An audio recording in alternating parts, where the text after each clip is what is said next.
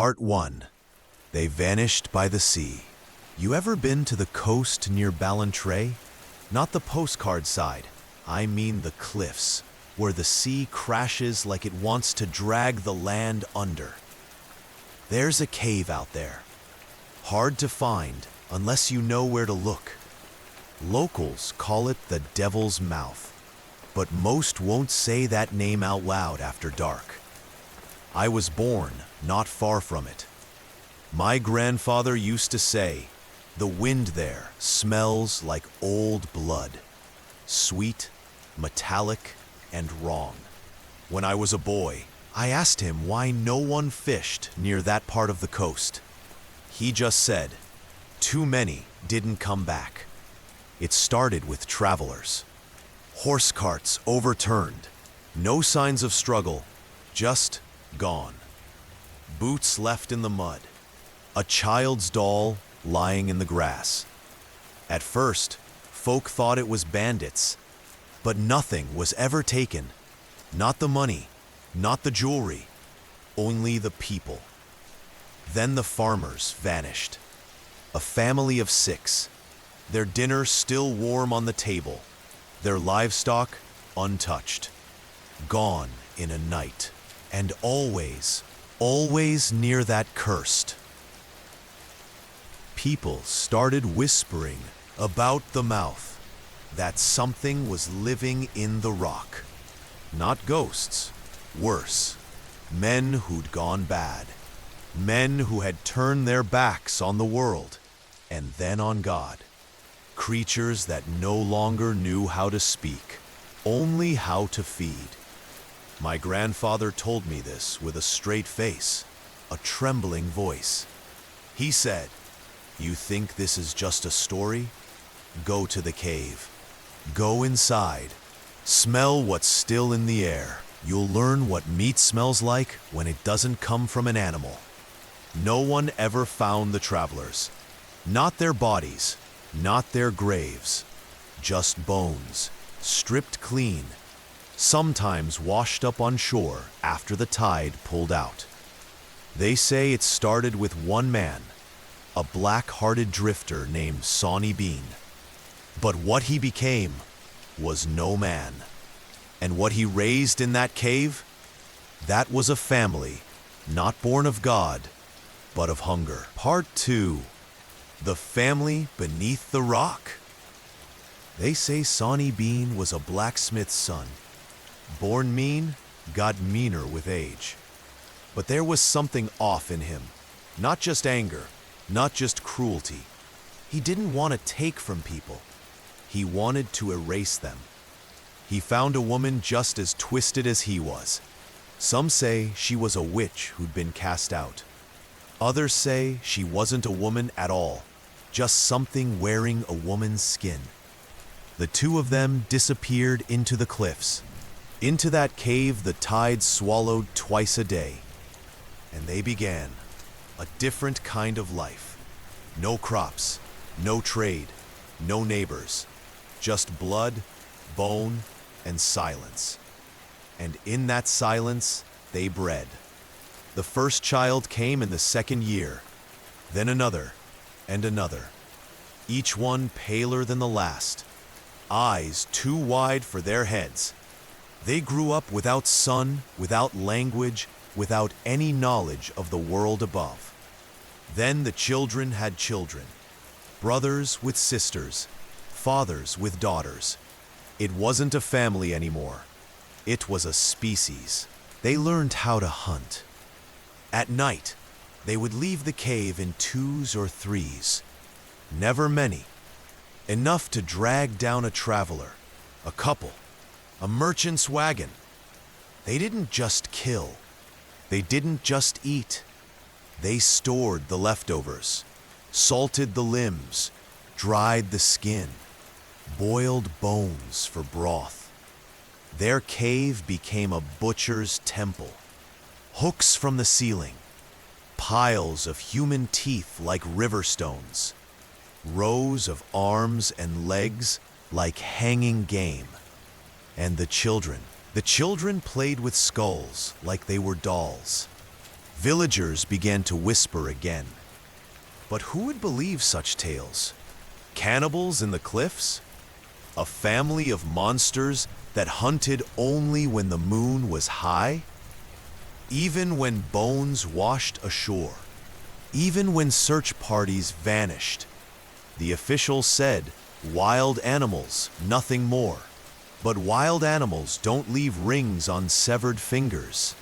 They don't sort bones by size. They don't laugh in the dark. Part 3. The One Who Escaped. It took nearly 25 years before someone made it out. Not a soldier, not a hero, just a woman, torn, barefoot, soaked in blood that wasn't all her own. She stumbled into a tavern 2 towns over, collapsed in the doorway. They say her eyes were so wide and white, they looked like glass marbles. The barkeep thought she was drunk or mad. But when she opened her mouth, she screamed, "They're not people! They're not people down there!" Her story came in pieces. She'd been traveling with her husband on horseback, heading to market. They took a wrong turn near the cliffs. Thought they heard a child crying. And then, shadows. She saw them pull her husband off the horse, tear his throat open like a wolf on a hare. She ran, fell, blacked out. When she woke up, she was inside the cave. She said the air was so thick with rot, she couldn't breathe without gagging. That the walls were slick, not with seawater, but with fat. She saw hooks, skulls, a cradle made of ribs, and eyes. So many eyes, all staring at her like they couldn't understand why she wasn't dead yet. She didn't escape through strength. She escaped because they were too busy fighting over her husband's liver. She crawled out through a side tunnel, one even the children wouldn't go near. She said she heard them screaming for her as she ran. But the screaming wasn't in words, it was in chewing. No one wanted to believe her. Not at first, but she still had his wedding ring, still had bits of his hair clenched in her bloody fists, still had bite marks on her ankles, too small to be from any adult. That's when the king got involved. He sent men, not just soldiers, hunters, trackers, hounds. They stormed the cave at low tide. What they found was not a myth. What they found was a nest of human predators. Part 4. The Burning and the Silence. The king's men came at dawn. Over 40 of them. Soldiers, bloodhounds, even priests. They brought torches, swords, powder kegs. Locals gathered to watch from the cliffs above, keeping their distance, as if the cave might reach up and pull them in. The tide had just rolled out. The entrance yawned like a mouth waiting to swallow. No one spoke as they went inside. What they found would haunt every man to the end of his days. There were bodies, of course, some whole, some in pieces, some barely human anymore, limbs nailed to the walls, jars filled with tongues, a stack of skulls organized by age, babies, toddlers, adults. They found chambers. When the soldiers came near, the clan didn't speak. They hissed, they bit. They crawled across the ceiling like insects.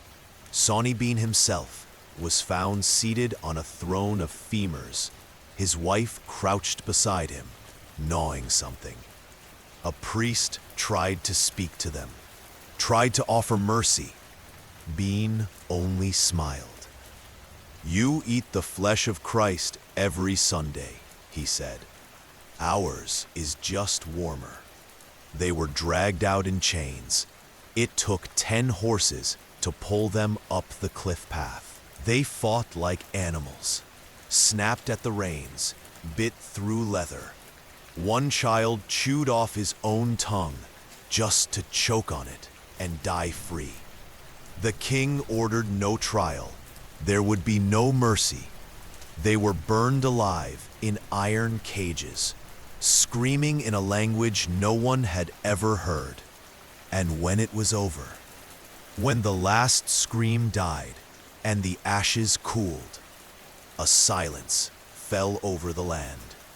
A silence that still lingers near Bennane Cave.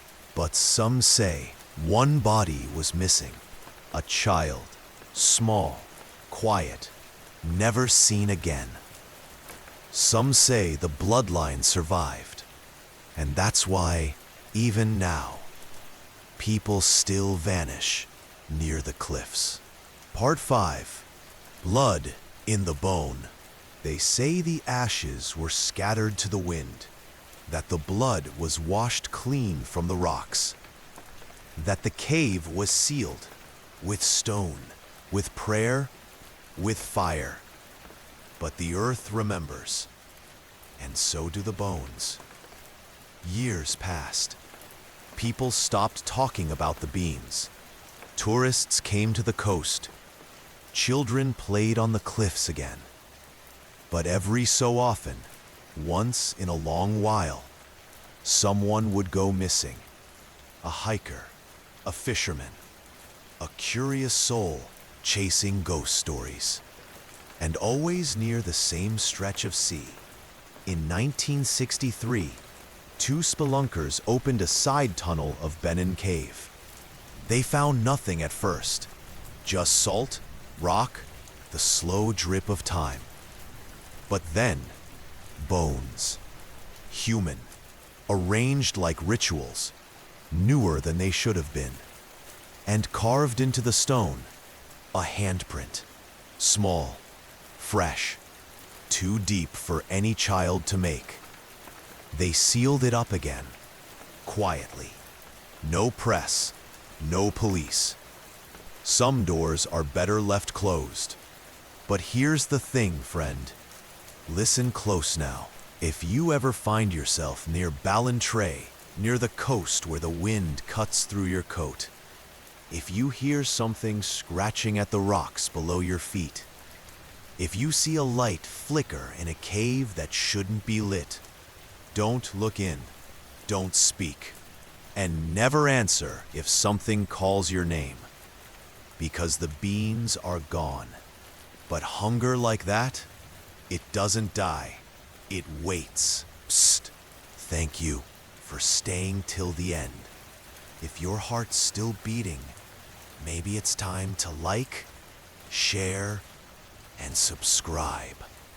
We'll be waiting here every week with a new nightmare just for you. Remember, in the silence, something always listens back.